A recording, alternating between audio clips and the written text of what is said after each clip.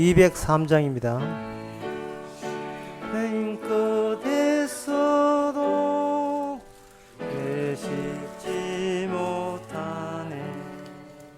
나 혼자를 견디고 내 손을 속에서 영원한 향유로도 내 짐을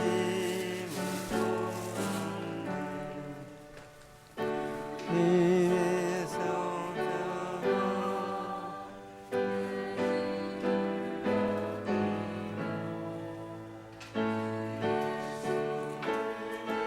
비로소 나 평화 얻겠네.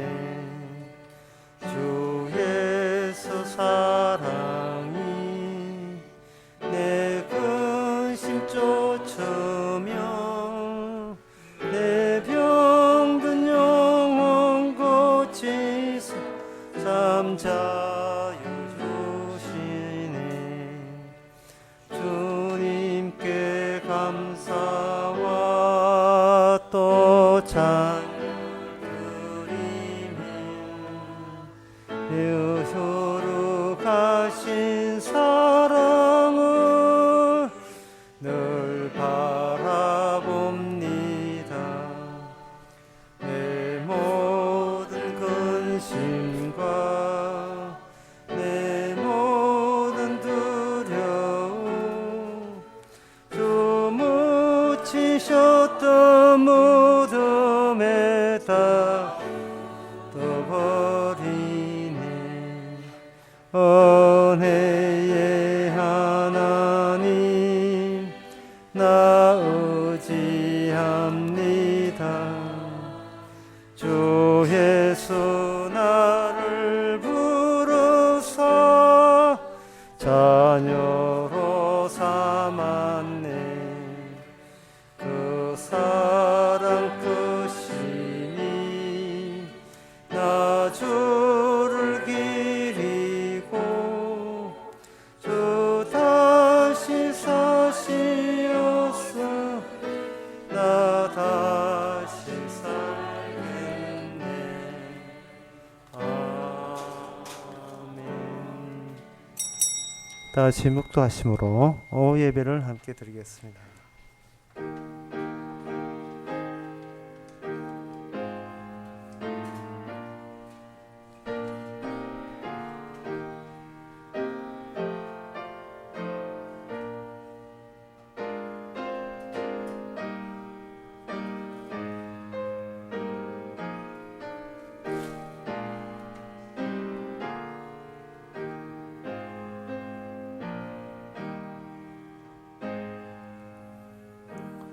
내가 영영이 주께 감사하고 주의 이름이 선함으로 주의 성도 앞에서 내가 주의 이름을 의지하리다.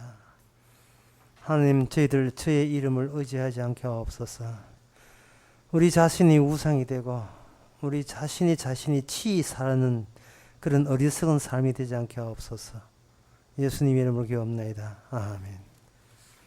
찬송가 471장 합시다.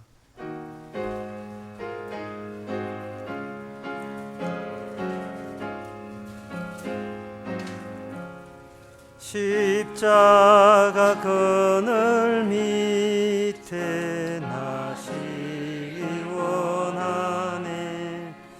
저 햇빛이 죄이고 또지 무거워. 이 광야 같은 세상 늘 방황할 때에 주 십자가의 그늘에 내 싣고 찾았네. 내 눈을 밝히 떠서 저 십자가 볼 때 나 위에 고생하신 주 예수 보인다. 이 영상 볼 때 내 맘 끈찔리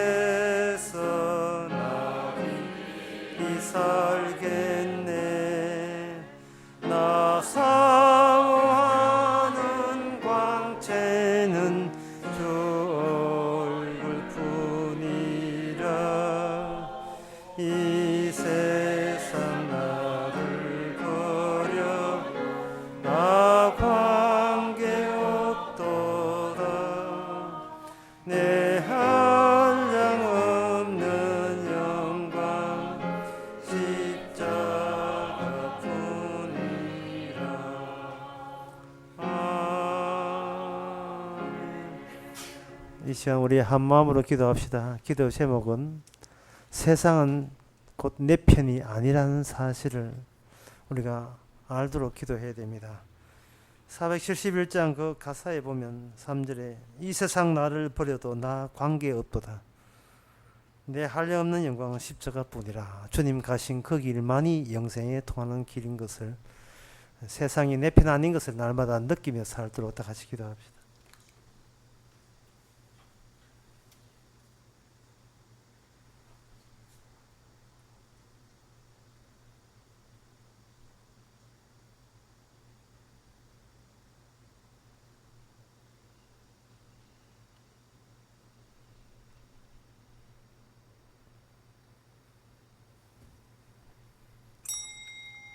하나님의 아버지, 저희들 세상 없이 사는 연습을 해본 적이 없습니다. 살아도 세상이 살려주고 마지막 위로해 주는 것도 세상이 위로해 준다고 느끼며 살아가는 저희들. 그러나 어느새 우리가 세상과 한 통속이 되었고 십자가를 제거하는 마귀의 앞잡이가 되어지는 않았는지 다시 한번 우리 자신을 돌아보면서 십자가 길을 갔던 사도들의 그 모습과 주님의 모습을 늘 잊지 않게 하여 주시옵소서. 예수님의 이름으로 기도합나이다. 아멘.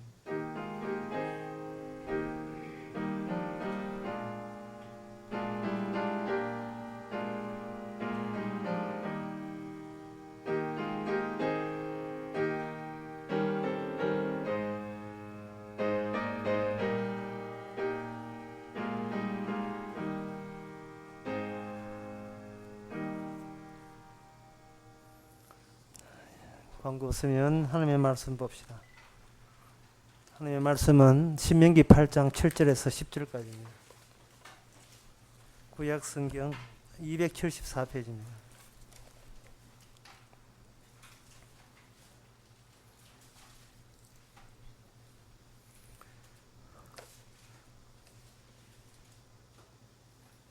(275페이지입니다) 제가 읽습니다. 내 하나님 여호와께서 너로 아름다운 땅에 이르게 하시나니 그곳은 골짜기에든지 산지에든지 시내와 분천과 샘이 흐르고 밀과 보리의 소산물 소산지요 포도와 무화과나무와 석류와 감람들의 나무와 꿀의 소산지라.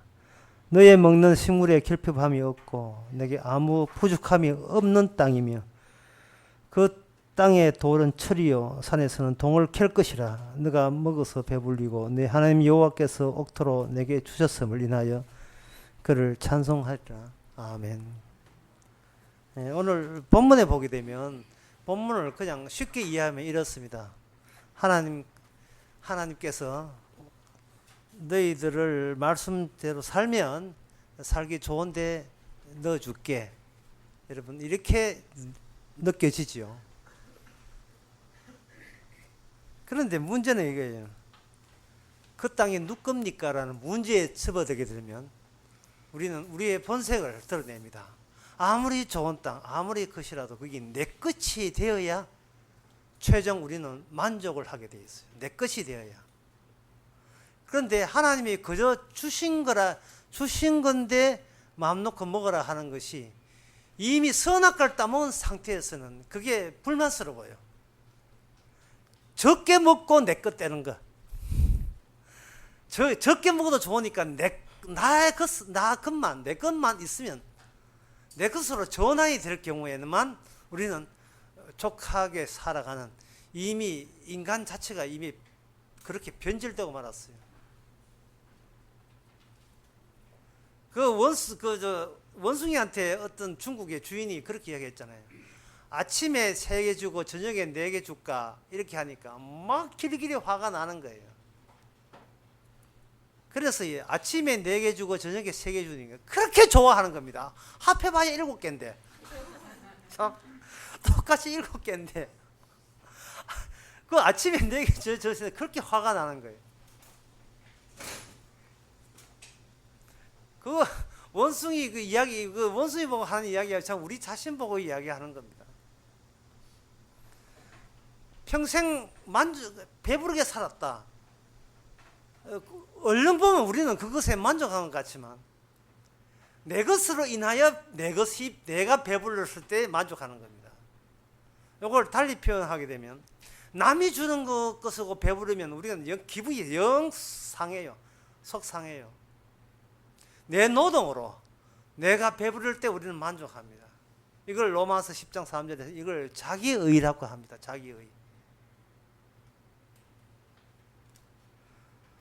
사람이 그 죄를 지었을 때, 죄를 짓고 난 뒤에 나로 인하여 피해를 본 사람이 나를 용서할 때 그 용서가 그렇게 비참하게 들릴 수가 없어요. 차라리 벌 받는 게 낫어요.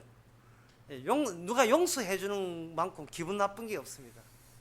네가 뭔데 이상하게 용서해. 네가 뭔데. 그 용서해 받단 말은 평생 그 사람에게 어떤 채무를 지고 있는 느낌 들거든요. 그러면 독자적인 자기만의 가치나 의미를 언제 구성하겠습니까? 그런 기회가 놓치잖아요.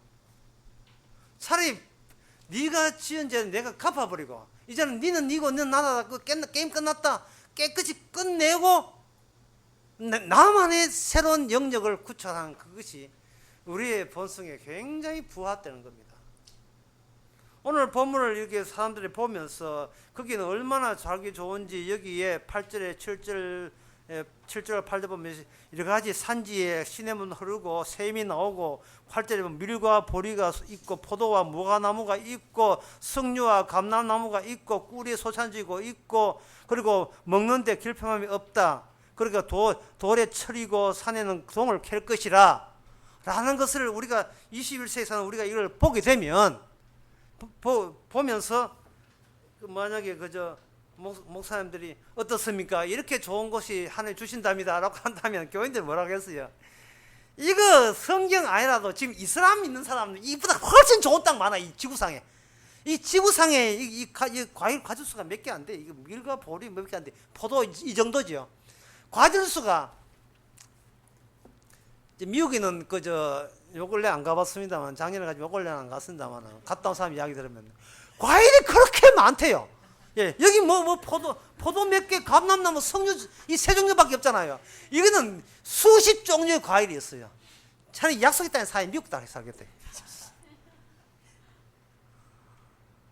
그리고 배불리 먹는다는데 지금 배불리 먹어가지고 지금 똥배 전부 다 다이어트 한다고 난리잖아요. 지금 못 사는 중국도 지금 똥배 나와요. 전부 다. 예? 북한은 김정은 혼자 똥배 나오고 집은 너무 먹을 게 너무 많아서 그래요. 너무 많아서. 그러니까 이 하나님의 약속이 영 기분 좋은 복음으로 들리질 않아요. 이거 없어도 지금 살 빼는데 그거 하지. 지금 뭘 먹고 지금 걸식 들린 사람들이 알거잖아요. 그래서 이 본문이 전혀 은혜가 안 돼. 우리를 이 말씀으로 끄는 이 유혹거리가 되지를 못해요. 주께서 기껏 제시한다는 게 배불리 줄게. 그거 이제 결혼식에 뷔페 가보세요. 어떤 결혼식에 보면 10,000원 내고 지금 10,000원 내고 점심 먹는 사람도 있어요. 뭐 실제로 그런 사람이 이제 뭐 그 영의 이야기 보니까 드라마 보면 나거든. 돈 10,000원 내고 실컷 먹는 드라마에 그런 이야기 있어요. 실컷 10,000원만 내고 있는데. 아니, 그거 뭐, 부자 한 5만 원 하고, 뷔페 실컷 먹는데, 그거요. 그러니까 집에 가서 저녁 안 먹고 다이어트 하거든요. 그래서 여기 오늘 보면 10절에 옥토라 하는데, 이 정도 옥토는 언제든지 인간들이 개간해가지고 해낼 수 있습니다. 그래서 지금 이러한 것이 주님의 조건으로 제시한다면, 우리는 이 조건에, 매료되지를 못해요. 매력 요소가 아닙니다. 이 정도야. 하나님 이 정도는 우리 힘으로 해냅니다. 예. 그렇게 되는 겁니다. 그러면 이 본문의 취지가 완전히 죽어버리죠.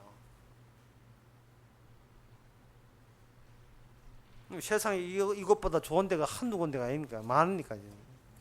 인도네시아만 해도 이만큼 잘 살겠습니다.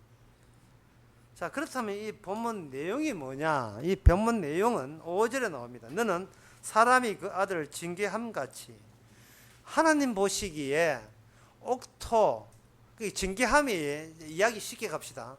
지금 제가 아까 언급했듯이 아무리 하나님이 좋은 걸 줘도 이게 내 소유로 등기 이전돼야 돼요. 예, 내 것이 있어야 돼요. 내 것. 예, 적게 먹어도 내 것이 있어야 사람이 만족스럽게 돼 있어요. 그렇지 않고 자꾸 주위에서 뭘 자꾸 줘가지고 먹게 되게 되면 자기의 자존감이 날아가 버려요. 그러면 얻어먹으면서도 굉장히 기분이 안 좋다니까요. 이게 원래 인간이라 하는 것이 선악과 따먹기 전에는 에덴 동산이 거저 주는 거예요. 그러나 선악과 따먹고 난 뒤에는 이제 거저 줘도 싫어요. 내 것으로 돼가지고 이제 하나님이라도 내 것 손대지 않는 그런 상황을 우리는 원하고 있습니다. 하나님은 주시옵소서. 하지만 줘놓고는 가져가지 마세요. 이미 인간이 이런 식으로 변절되고 말았어요. 하나님은 네 거는 네 거고 나는 내 겁니다. 내 것 안에서 나는 영원한 신이 되고 싶습니다. 하나님 절대자가 되고 싶습니다. 이게 진짜 인간이 하나님께 진짜 요구하는 그 기도의 내용들이에요, 사실은. 하나님 주시옵소서. 그러면 줄 테니까 너 자신의 것은 이제 다 없어도 괜찮나? 그건 아니고 내 것이 될 것 주시옵소서. 내 것. 그렇게 되는 겁니다. 자, 그렇다면 제가 이런 말씀 여러분 취지를 알겠죠. 징계라는 것이 어떤 차원의 징계하느냐. 그래서 징계를 할 때에 뭐 도적질을 했다고 징계하고 간음을 했다고 이런 게 징계하는 게 아닙니다. 하나님께서는 그런 것은 징계받을 그 결과물이 나온 거고, 징계하는 근본적인 요소는 뭐냐 하면은 바로 내 힘으로 내가 살아가는 그 자체에 버리면 그 사람은 그거는 하나님의 아들이 아니에요. 여기 5절에 보면 너는 사람이 그 아들을 징계한 같이 그 징계할 때 하나님이 징계하는 그 기준이 있어요. 제발 아들다워라. 너하고 내 사이는 아버지와 아들 관계인데 네 원하냐 원치 않느냐를 묻는 겁니다. 징계할 때는 우리가 독자적으로 자기만을 위해 살기 때문에 누구의 아들로 사는 것은 우리는 딱 질색이죠. 그것 때문에 징계가 온다니까요. 그것 때문에 뭐 큰일 했다고 뭐 나쁜 짓 했다고 징계 오는 게 아니고 그냥 착실하게 살아도 징계가 와요. 그 착실하게 사는 사람들이라고 해서 그거 여러분 천국 가는 게 아닙니다. 자기로 인하여 자기가 사는 거. 그거는 참 지옥 갈 만한 사람이죠. 그래서 어떤 가정에도 그런 게 있는데 참 어머니가 자식을 위해서 모든 걸 다 내어주는 참 훌륭하고 사랑이 넘치는 부모인데 이상하게 그 부모한테 복음만 전하면 부모가 발작을 일으키는.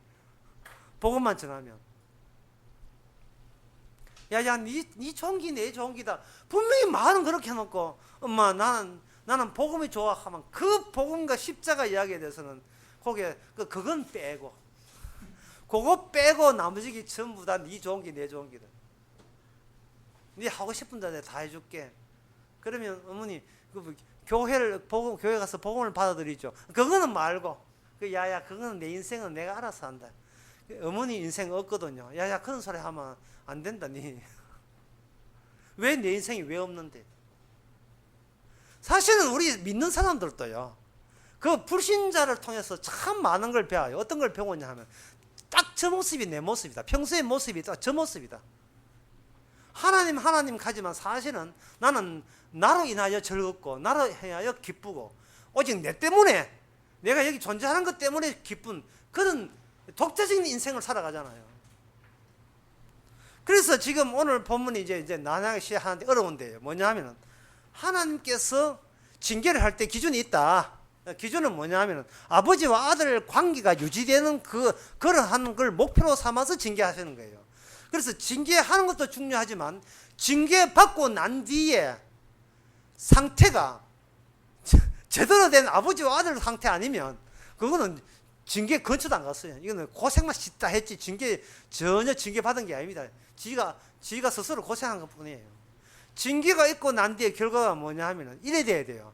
나는 아버지만 했으면 좋게요. 이렇게 나오면 그거는 제대로 제대로 제 자리를 찾은 겁니다.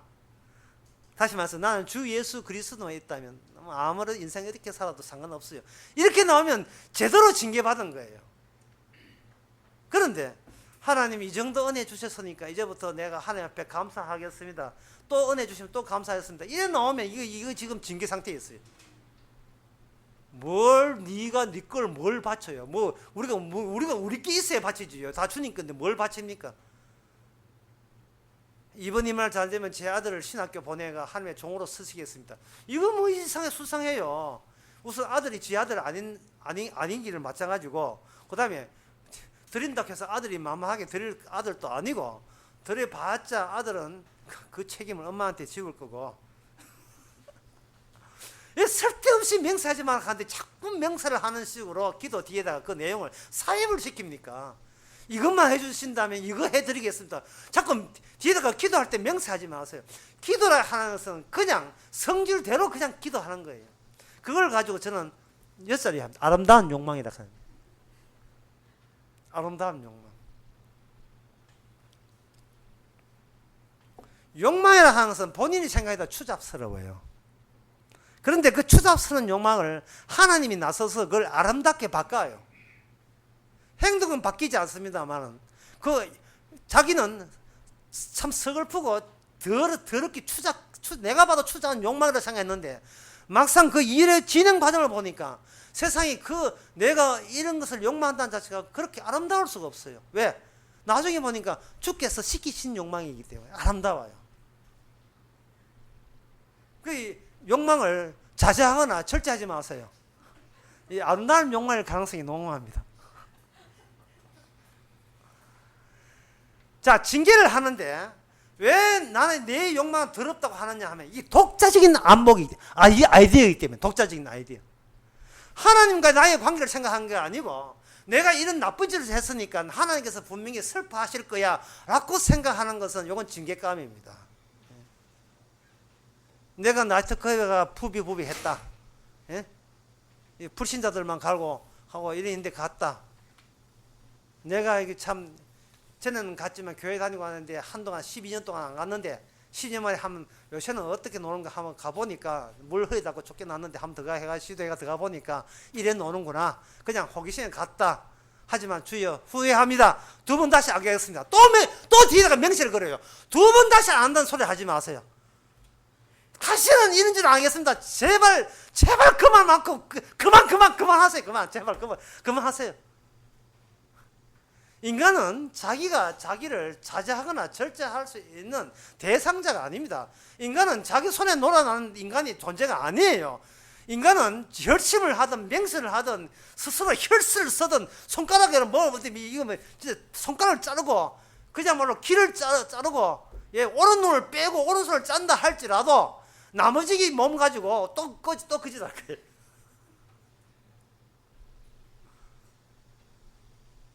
왜 본인이 본인을 징계합니까? 주제넘게. 예? 왜 본인이 본인을 벌새하여? 그럼 마귀의 그 수작에 놀아난 거예요. 그 굉장히 인생 그러면요. 인생 참 평온합니다. 아름다운 욕망이라니까, 욕망.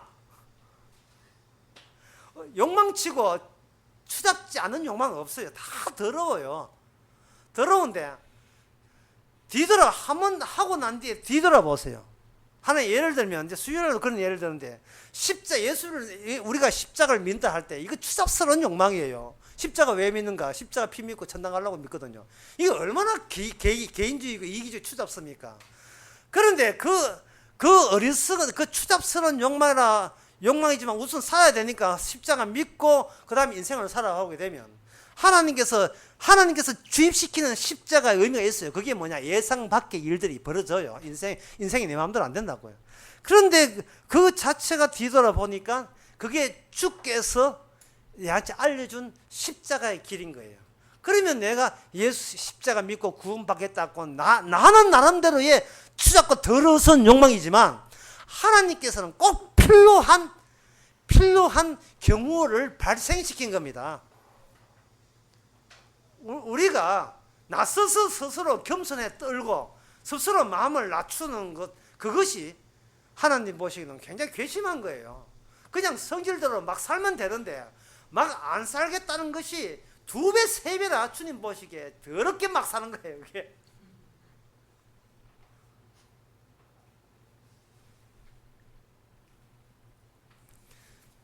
자, 상당히 어려운 이야기를 지금 해야 되겠는데요. 시편 1편 1절 3절을 보겠습니다. 복 있는 사람은 악인의 꾀를 쫓지 아니하며 여전도 해. 한번 헌신해 하면 꼭 이거 해가지고 회의 시작하는 할 때 하는. 이거 보면 옛날 생각이 나네요. 물론 지금 방금 지어낸 추억이지만 여기 3절에 보면 저가 시냇가에 심은 나무가 시절을 쫓아 과실을 맺으며 하잖아요. 오늘 보면 신명기 8장에 나오는 모든 것들이 주님의 주신 선물이거든요. 여기 동이니 철이니 무화나무니 그 보리라니 석류. 인간들은 지금 내가 노동해서 내가 얻은 걸 좋아해요. 누가 공짜로 주게 되면 그 사람한테 짐이 되고 그 사람에게 종속되기 때문에 그게 딱 싫은 거예요. 왜? 선악과 따먹고 나는데 자기가 신이기 때문에 내 힘으로 얻을 수 있는데 뭐 남의 도움 받아요. 그렇잖아요. 그래서 기도를 안 하는 거예요. 여기 보면 시냇가에 심은 나무가 씨를 쫓아 과실을 맺으면 그 잎사귀가 마르지 않은 것 같으니 그 형사가 다 형통하리로다 이렇게 되어 있습니다. 여기는 뭐냐? 말씀이 복 있는 사람은 말씀 오직 유의 율법 즐거워하며 율법 묵상한 자거든요. 여기에 말씀이 결실을 내게 되어 있어요. 말씀이 스스로 말씀대로 된다면 결실을 내게 되어 있습니다. 그런데 그 말씀 안에는 뭐가 들어있느냐 하면은 그 주역이 있어요. 주인공이 있어요. 말씀의 주인공은 하나님이십니다. 하나님이 주인공이 되어서 그 말씀의 결실을 내는 겁니다. 따라서 어떤 사람이 주야로 율법을 묵상한다는 말은 본인이 그만큼 시근이 있어서 하는 게 아니고 하나님께서 묵상할 수밖에 없는 상소로 몰아넣어요. 왜냐하면 인간은 말씀에 관심이 없고 인간은 자기 생존에부터 신경 쓴다는 걸 뻔히 아시기 때문에 그래요. 그러니까 하나님께서 어떤 상황을 몰아넣게 되게 되면 진짜 성도는 그래 내가 잘못한 거야 나를 벌 줘야지 내가 벌 주면 하나님 기특하다고 원상 복귀시키겠지 그거겠지 이게 아니고 분명히 여기는 어떤 내가 잊어버렸던 어떤 말씀이 기억나게 하실 것이라는 거 내 사명이 기억나게 하실 것이라는 겁니다. 사사기 14장에 보면 거기 삼손이 나오는데요. 14장 8절에 보면 얼마 후에 삼손이 그 여자를 취하려고 다시 가더니 돌이켜 그 사자의 죽음 본즉 사자의 몸에 벌떼와 꿀이 있는지라 손으로 그 꿀을 취하여 이르되 사자가 죽었습니다. 사자의 사체거든요. 죽은 시체가 되어버리면 썩습니다. 근데 썩은 데서 뭐가 생산되는가? 이 꿀이 생산돼요. 썩은 데서 꿀이 나온다는 거. 예.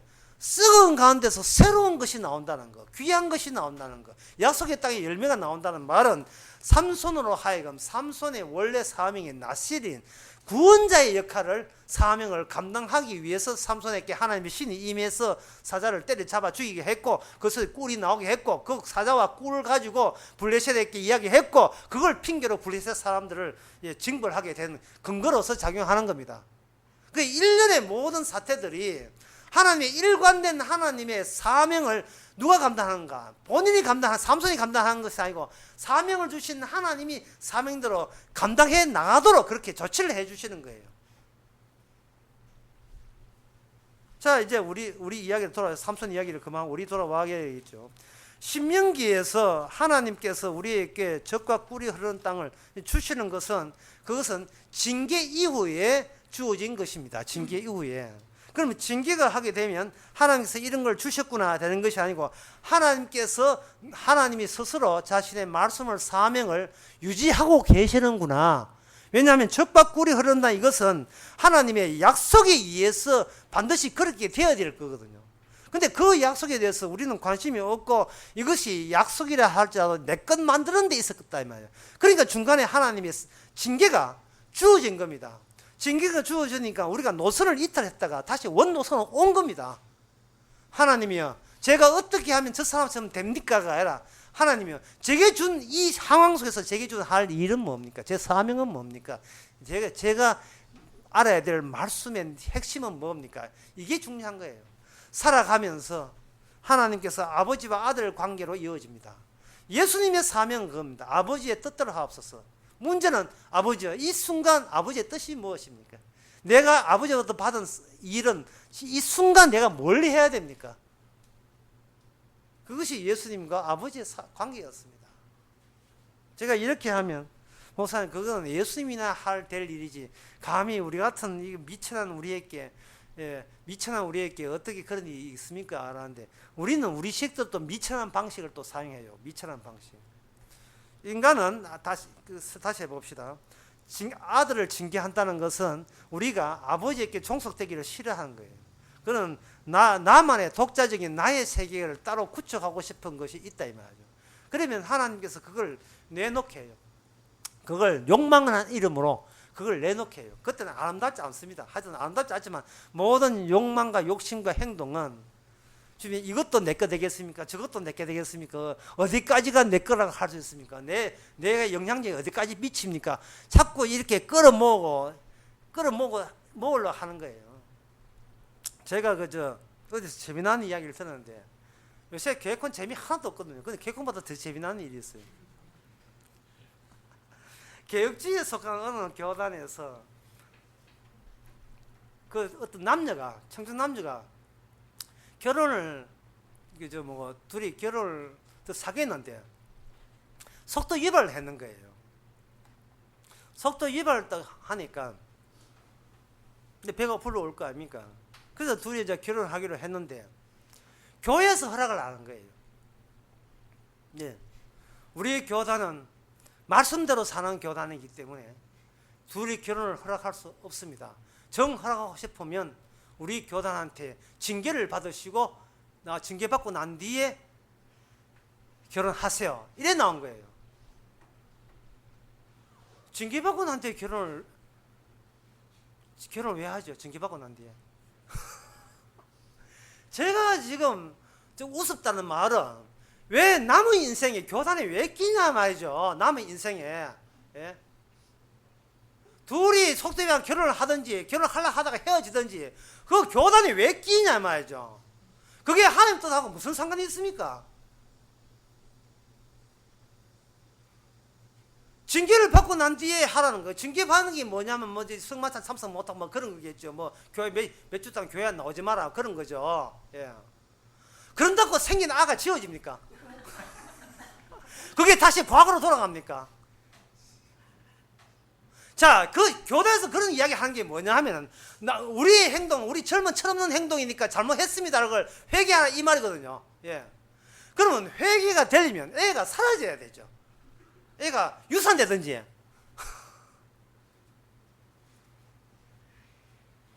애 생긴 것이 이게 죄악의 열매라면 회개하고 난 뒤는 죄악의 열매가 이게 없어져야 되거든요. 예, 죄에 대해서 벌 받았으면 그 뒤에는 죄가 없어야 되잖아요. 제가 지금 개콘보다 웃긴다는 말이 그거예요. 지금 애는 커가고 있다고. 아는 지금 들리지도 않아. 징계받는지 몰라. 엄마가 아는 커가고 있는데 지금 밟고 차고 이거 알지. 재밌게 안에서 놀고 있는데 중간에서 그 바깥에 있는 어른들이 교단 어른들이 그런 잘못했으니까 네가 징계받으라. 징계받고 난 뒤에 결혼해줄게. 이래 된 겁니다. 그래서 결혼을 허락 못 해주고, 결혼 못 해주고, 뒤늦게 이제 억지로 결혼시켜주는 거예요. 어때 또 함사세요 하는 그거와 똑같은 게요. 돌아가는 안 돌아가고, 얼굴에다 오정해 해가지고 돈 1,000원 주고, 10만원 주고 또 들어가. 이게 뭐예요? 밀당도 아니고, 이게 뭡니까?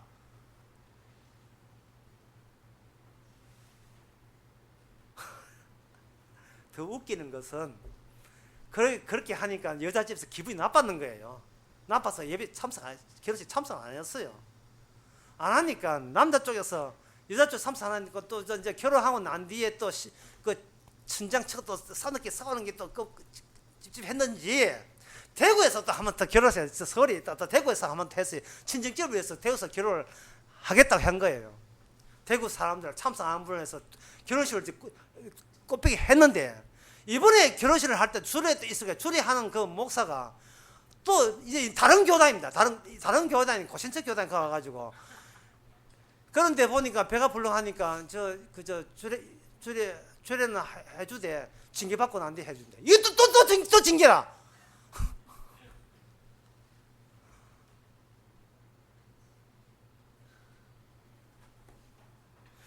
지금 보세요. 지금 오늘 본문 관련된 징계라는 거니까 관련돼서 한번 생각해 봅시다.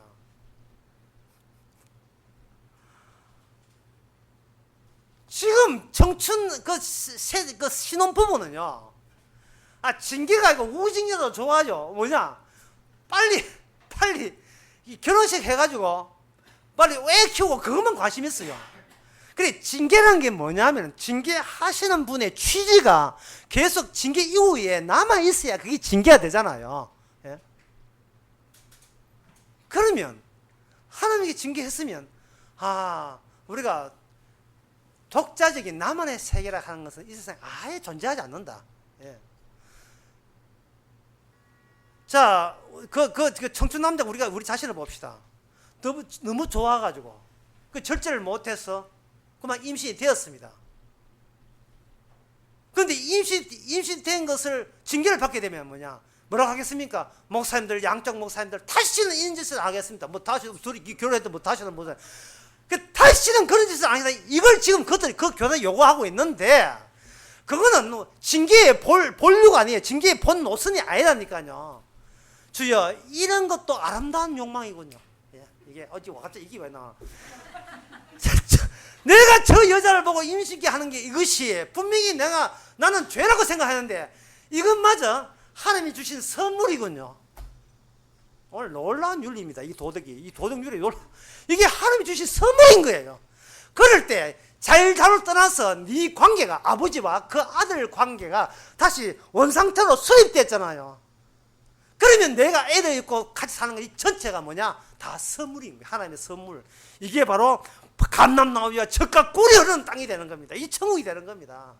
예, 하나 낳아도 둘 낳아도 천국이고, 하나 있어도 천국이고, 걔가 유선돼도 천국이고. 매일같이 이런 징계가 우리에게 주어진 걸 감사합시다. 기도하겠습니다. 하나님 아버지, 내 자존심, 내 위의, 내 체면, 타고난 참 마귀의 속성을 우리가 지니고 살아가고 있습니다. 아버지와의 관계는 관심도 없고, 나만 잘 되면 축복 여기는 이 잘못을, 이런 욕망까지 하나님께서 아름다운 욕망으로 바꾸어 주시옵소서. 예수님의 이름으로 기도합나이다. 아멘. 찬송가 401장 합시다.